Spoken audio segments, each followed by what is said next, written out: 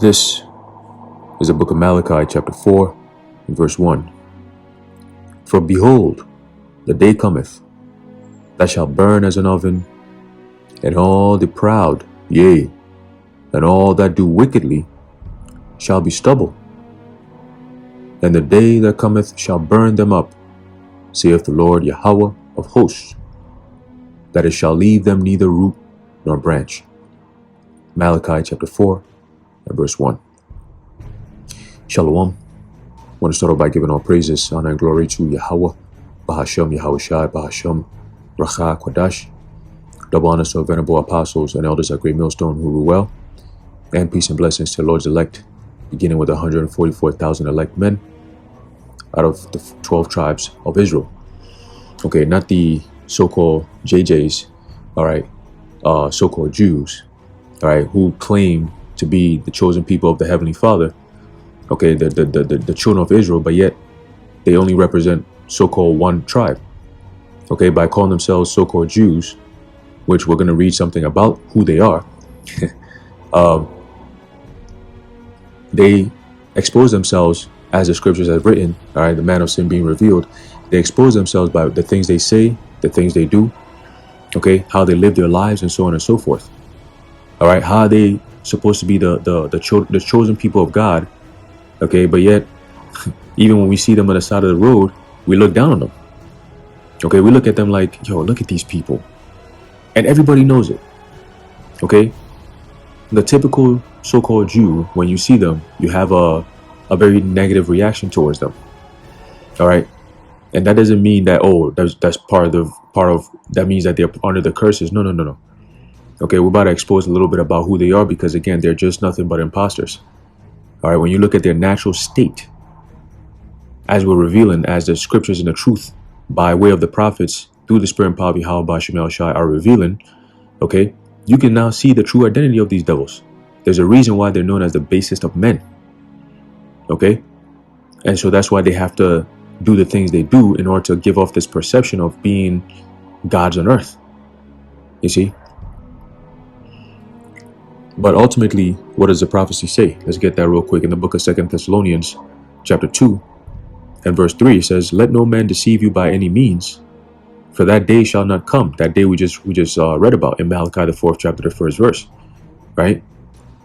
That day shall not come except there come a falling away first, and that falling away happened, and through that falling away, all right, that's how these devils were able to jump in, all right, and claim to be us, because we're no longer there.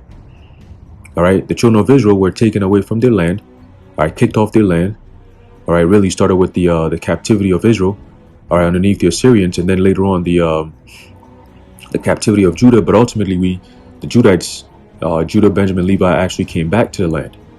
Okay, and of course you had the sprinkling in of a couple of the other northern kingdom tribes. Okay, but ultimately, going back to the time of Yahushai, okay, it was predominantly Judah, Benjamin, and Levi, okay, that were in the land of Israel. Okay, that was why they were known as the so-called Judeans. Okay, Judeans, which means what? Judah, Yahweh. All right, meaning one tribe, the children of Israel. I mean, the tribe of Judah. Okay, that's where these devils sneak in because of that falling away. So the people are no longer in the land. So who's in the land now? Nobody's there. Oh, okay, well then let's sneak in there through the Balfour Declaration and take that land. See, and claim to be the people of God. Right? It says, "Except there come a falling away first, and that man of sin be revealed, the son of perdition." Okay, and that son of perdition is who? Esau, Edom. Okay, otherwise known as E. All right, now we're going to read a little bit about, all right, these people, and Lord willing to be short, edifying, straight to the point. Okay, and according to the scriptures, it says what? That the man of sin, all right, be revealed, the son of perdition. Okay, when you go into that word revealed, which is exactly what this truth is doing, and that's why they're signing a lot of acts into law, all right, of what? Basically bringing in the famine of the word. Okay, stopping the flow of righteous information. Okay, because that righteous information is helping to do what? Is to uncover, to lay open what has been veiled or covered up. Okay, That righteous truth information, the 100% truth, is what? Is making things bare. Isaiah 47. Okay? To make known is making known of what? The truth. Okay, the truth of the Heavenly Father's name, the truth of the Bible, really. Okay? The truth of the Bible, that's where it all starts and ends. The truth of the Bible. Okay? Making what? Manifest of what? The prophecies. Okay, because what's going to happen as a result of, let's say, what's the cause and effect?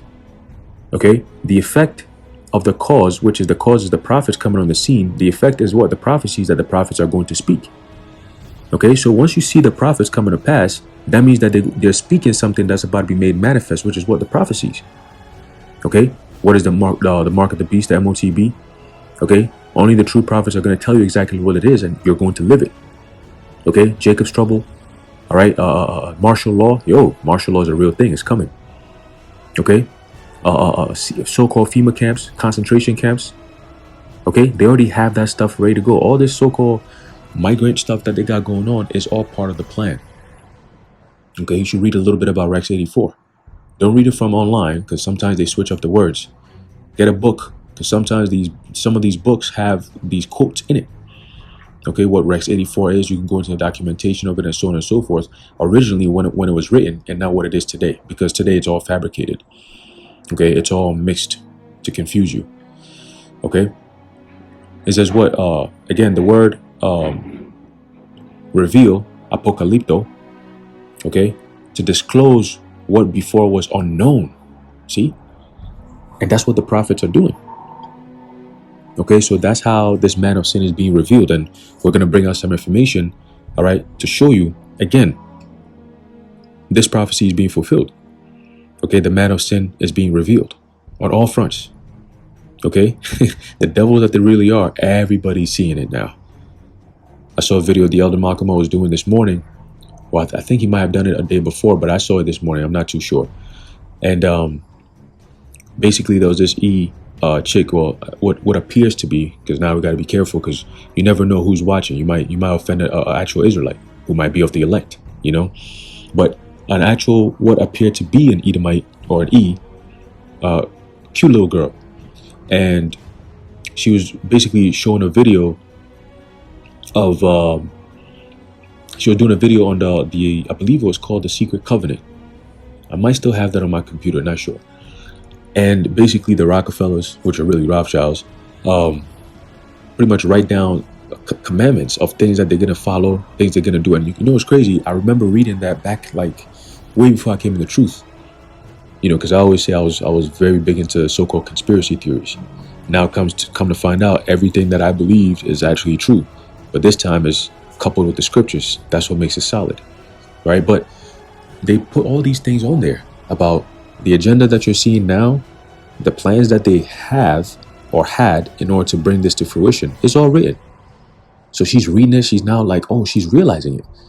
Because at that time, 10, 15, 20, 30 years ago, when you're reading these things, people look at you like you're crazy because the world was completely different.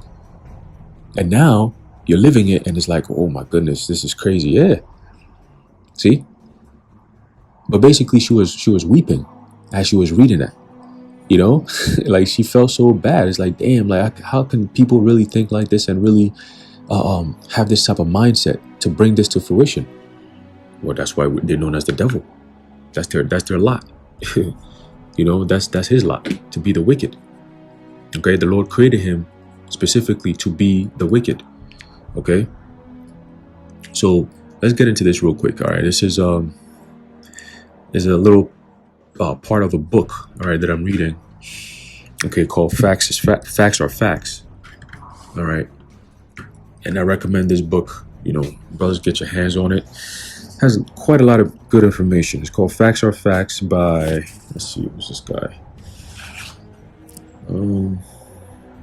Benjamin H. Friedman. All right, he's a so-called Jew. All right, and he writes, says, "What are the facts about the Jews? I call them Jews to you because they are known as Jews. I don't call them Jews myself. I refer to them as so-called Jews." That's exactly correct, because we do that, right? Because that's what they are, so-called. Because I know what they are.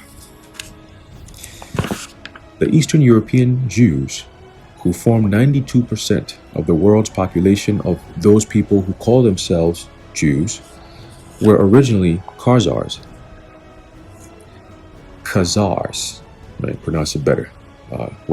Khazars.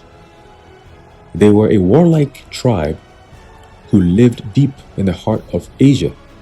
Okay, now you're starting to see the brute beast nature of this devil. A warlike tribe, they're always into weaponry. Okay, the blessing is the sword. All right, that's why they always go around waging war. Okay, it's part of their DNA. And they'll wage war any way how they can.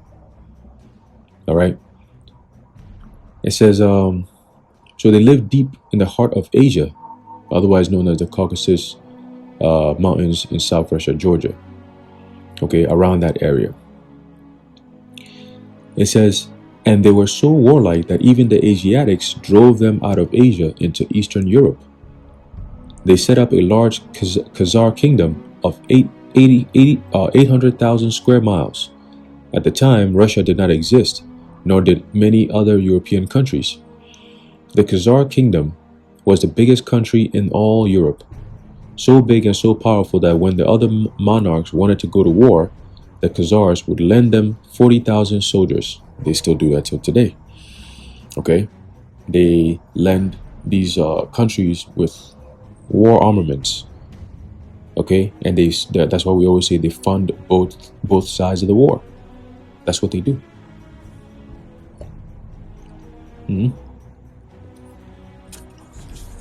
So today, you look at countries in Africa going into war with, let's say, France or whatever. You got to look back and be like, wait a minute, these are African people, so-called African people, have what? Guns and all kinds of training. How did they get this kind of training?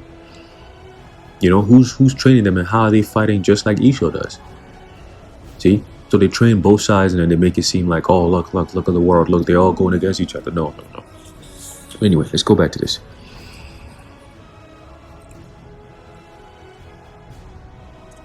It says, that's how big and powerful they were. They were phallic worshippers. They still are, which is filthy, and I do not want to go into the details of that now. But that is their religion, and as it was also the religion of many other pagans and barbarians elsewhere in the world. The Khazar king became so disgusted with the degeneracy of his kingdom that he decided to adopt a so-called monotheistic faith, either Christianity, Islam, or what is known today as Judaism, which is really Talmudism. By spinning a top and calling out, quote, "Eeny, meeny, miny, mo," end quote, he picked out so-called Judaism. I wonder why. And that became the state religion. He sent down to the Talmudic schools of Pumbedita and Sura and brought up thousands of rabbis and opened up synagogues and schools, and his people became what we call Jews. You hear that? It says, let's read that again. He sent down to the Talmudic schools of Pumbedita and Sura and brought up thousands of rabbis and opened up synagogues and schools, and his people became what we call Jews. So it was a conversion. Okay, you're going all the way back to the time of John Hyrcanus. Okay, this is prior to the Herodian dynasty and so on and so forth. So we're talking during the time of the post pretty much Greek era. All right, Greek into a few years after that many years after that you have into the Roman Empire. But prior to that you had the Hasmoneans and so on and so forth. All right, which is where I believe John Hyrcanus is from, that line, the Hasmonean line. All right, and he's the one who started the conversion, okay, back then. All right, and then you have this time around, you have the Khazarians or Khazars being converted into so-called Jews. Okay, so that's where the whole concept of the word J and so on and so forth came from. Now, we could read a little bit about that as well. All right, but let's finish this. It says, there wasn't one of them who had an ancestor whoever put a toe in the Holy Land. You hear that? So this goes to the lady. I posted a video of this chick who was saying that the indigenous people of the land of Israel are the people who are there right now. I'm like, do you study history at all, lady? Do you know anything? That's why you women need to stop. You need to stop talking, okay? They put her up on TV just to talk shit. You need to stop, all right? We're in a state of reconciliation, and we're in serious business. As first, it's because of you women. That's why we're in this predicament to begin with, going all the way back to Eve. So we don't want to hear nothing, especially from the so-called black women. We don't want to hear it, all right? You've done enough talking. Let the Lord speak, okay? And everybody listen. All right? Shall a trumpet be blown and the Lord had not done it? Let's get into that real quick. Sound like I butchered it a little bit.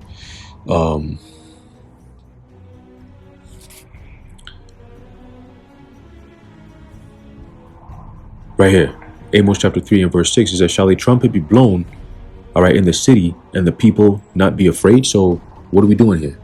There's a trumpet being blown. The trumpet that sounds is a sound of what? Of warning. Okay? Ezekiel 3:17. All right? Whenever you see the prophets come up on the scene, it is the time of warning before the time of mourning. Okay? It says, shall a trumpet be blown in the city and the people not be afraid? So why are the people not being afraid? It's common knowledge that when there's a trumpet, oh shit, depending on the sound of it, oh, everybody gear up, let's go. This means war. This means there's a threat coming, impending danger. So everybody start getting ready. You know, you start locking your doors, you start making sure you're bringing everything inside. You know, you're locking the animals in. If you're drying your clothes, you start picking them up quick. It's almost like it's about to rain. You know, start cleaning up everything. Quick, move tables in, move chairs in. Let's go. Lock every door and get the armed men ready. Women and children, you go to the back and chill. That's what needs to be happening now. It says, shall there be evil in a city and the Lord Yahweh hath not done it? Right. So the evils is what we're warning you about. And we're telling you exactly who's going to be doing it. Yahweh Bashem, Yahweh Shai. Okay. So let's keep reading. It says, not only in Old Testament history, but back to the beginning of time. See that? Not one of them. And yet they come to the Christians and ask us to support their armed insurrections in Palestine by saying, quote, you want to help repatriate God's chosen people to their promised land, their ancestral home, don't you? It's your Christian duty. We gave you one of our boys as your Lord and Savior. You now go to church on Sunday and you kneel and you worship a Jew. And we're Jews. But they are pagan Khazars who were converted just the same as the Irish were converted. It is as ridiculous to call them people of the Holy Land as it would be to call the 54 million Chinese Muslims Arabs. Exactly. Very good point. Muhammad only died in 620 AD, and since then, 54 million Chinese have accepted Islam as their religious belief. Now imagine in China, 2,000 miles away from Arabia, from Mecca and Muhammad's birthplace. Imagine if the 54 million Chinese decided to call themselves Arabs. You would say they were lunatics. Anyone who believes that those 54 million Chinese are Arabs must be crazy. Exactly. All they did was adopt as a religious faith a belief that had its origin in Mecca in Arabia. That's it. The same as the Irish. When the Irish became Christians, nobody dumped them in the ocean and imported to the Holy Land a new crop of inhabitants. They hadn't become a different people. They were the same people, but they had accepted Christianity as a religious faith. These Khazars, these pagans, these Asiatics, these Turco-Finns were a Mongoloid race who were forced out of Asia into Eastern Europe. Now, they were really, again, going back to Esau, Edom, all right? They all come from Jake, okay? Isaac, of course, all right? But Esau is the progenitor of what is known as the so-called Jews, the so-called white race today, okay? Now, understand that you have people who look like Esau, Edom, all right, but are of the nation of Israel, okay, by mixture of seed. All right, you had even go back to the time of slavery, all right, during the time of World War I, World War II. All right, you had Jake fighting in those wars as well. Okay, and they were very, very nice. Hey, there's some history about that I just came across the other day. Jake was on some shit, and that's all going to the prophecies of the Lord back in Revelation, the 9th chapter. All right, the Lord had a spirit on those men to protect them, because some of the elect were of those men. All right, skilled warriors. I'm talking about like some going back to the ancient Israel type warrior type shit. And Esau has all this information. Okay. It's very, very interesting. A lot of things is coming out lately, you know, through the spirit and power of Yahweh Hashem Yahushua. All right, they were skilled with the guns. All right, Jake was just going in. Esau was like, yo, what the fuck? You know what I'm saying? I forget the names. There were like 3 specific men who were in the military during World War One, and they called them the Negro, whatever, military, blah, blah, whatever, military men. And they were saying, man, these men were on a different level. But you see, Esau never talk about this. They would never bring this stuff out. See? But eventually, it'll come out. So let's keep going. It says, because their king took the Talmudic faith, they had no choice in the matter.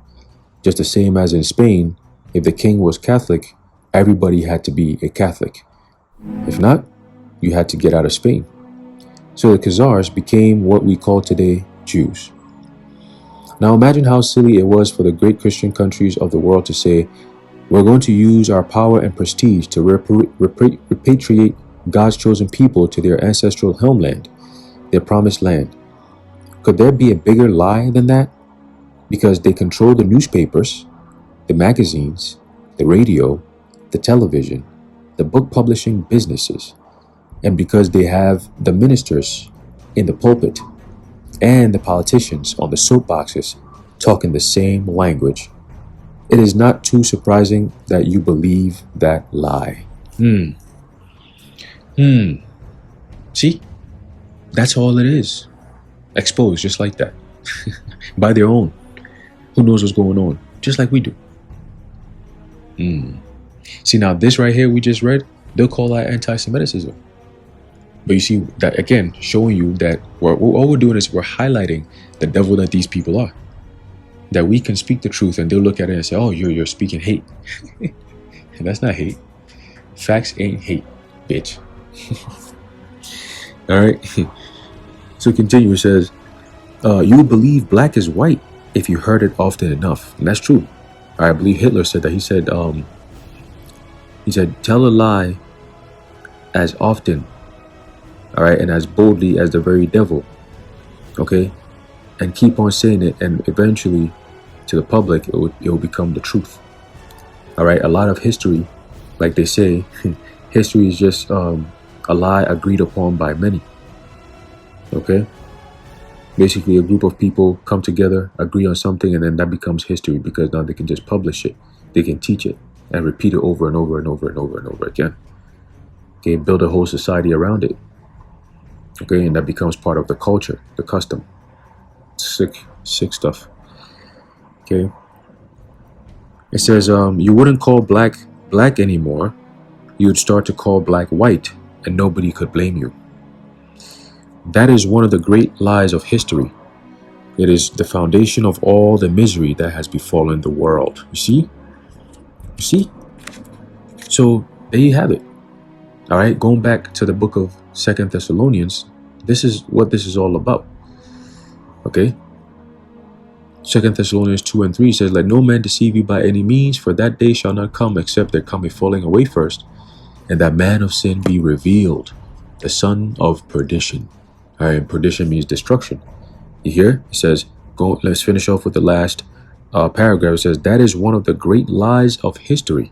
Everything we just read about these devils, they think they're able to manipulate the world into thinking that they are the true people of the Most High. Okay? But then when you scrutinize them, which they don't want you to do, you find all the holes in their story. Okay? More holes in their story than Swiss cheese, like they say. You know? I had to say that. It says, that is one of the great lies of history. It is a foundation of all the misery that has befallen the world. Okay? Is that what's that in Revelation? Let's get that. Let's get that. Let's get that. See, this is why the Lord is about to destroy this place. He has to destroy this place. Okay? You got people who know. You got people who don't know. And you got people who never know. Okay? They're just going to be sitting here and get blasted one day. Okay? The Lord is going to come down as a thief in the night. There's a book of Revelation chapter 6 verse 4 says, and there went out another horse that was red, and power was given to him that sat thereon to take peace from the earth, and that they should kill one another, and there was given unto him a great sword. So we just read a whole lot about these people. Okay? And at the end of it all, it says, they are what? It is the foundation of all the misery that has befallen the world. Okay? Taking peace out of the world, out of the earth. Okay, by what? By ways of their military power, by ways of their policies through politics, okay, their monetary system and power, through their banks, okay, and their so-called religious power, okay. That is how they've been able to bring misery into this world, because it's all based on lies, okay. Verse 4, who opposeth and exalteth himself above all that is called God, or that is worshipped, so that he as God sitteth in the temple of God, shewing himself that he is God. That's why you're starting to see those trends. They're starting to show you those traits, all right, with their new policies and their new technological advancements and so on and so forth. They're heavily pushing towards that godlike state through their power of AI, you know. So we're going to see, okay. Verse 5, remember ye not that when I was yet with you, I told you these things, and now ye know what withholdeth that he might be revealed in his time.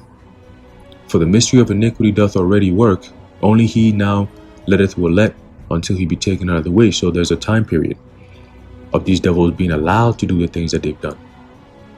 All right, and now it's time for them to be taken out of the way. Okay, the Lord is about to expose them, right, on a different level. The exposing is happening now, but they're about to be put on a different level. Okay, a time like never before. All right, it says, and when they shall, when it says, and then shall that wicked be revealed, whom the Lord shall consume with the spirit of his mouth, and shall destroy with the brightness of his coming. That's the day of the Lord. Okay, he's going to destroy Esau's enterprise. Job the 14th chapter tells you that. Okay, Job the 20th chapter as well. Okay, he shall strike him through. All right, even him whose coming is after the working of Satan, with all power and signs and lying wonders, and with all deceivableness of unrighteousness in them that perish, because they receive not the love of the truth, that they might be saved. Right, a lot of these people, and they're gonna all fall by the wayside. They're gonna take that MOTV and they're gonna get put to death. Okay, because they didn't receive the way of truth, the love of truth. Okay, they listen to these other false prophets, these phonies, who tell you that I don't want to say it, man. It's just too crazy. All right, it says, and for this cause the Most High shall send them strong delusion, that they should believe a lie. So again, let's finish this. It says, that is one of the great lies of history. A lot of people believe that these people are the true people of God and all this, they're the Jews and all that. Guess what? You have believed a lie, and the Lord put the spirit on you to believe that lie. Okay, strong delusion. Okay, it's delusional. Everything we read shows you it is delusional. Okay, a strong delusion that they should believe a lie, that they all might be damned who believe not the truth. Right, because we're telling you who we are and we're telling you who they are, and you don't believe it, so you've been condemned. Okay, we're telling you exactly what the Lord is going to do, and you didn't believe it. You are condemned. Okay, so they didn't believe not the truth. They believed not the truth, but had pleasure in unrighteousness. Okay, and that's what Esau has done. He's created all kinds of different things to keep you away from the truth, from Yahweh Bashem Yahushua. Okay, but we are bound to give thanks always to the Most High for you, brethren, beloved of the Lord, because the Most High hath from the beginning chosen you to salvation through sanctification of the Spirit and belief of the truth. Beautiful. Beautiful. 2 Thessalonians chapter 2, verse 3 all the way down to verse 13. All right. And now I'm ended off there. Lord willing, you were edified.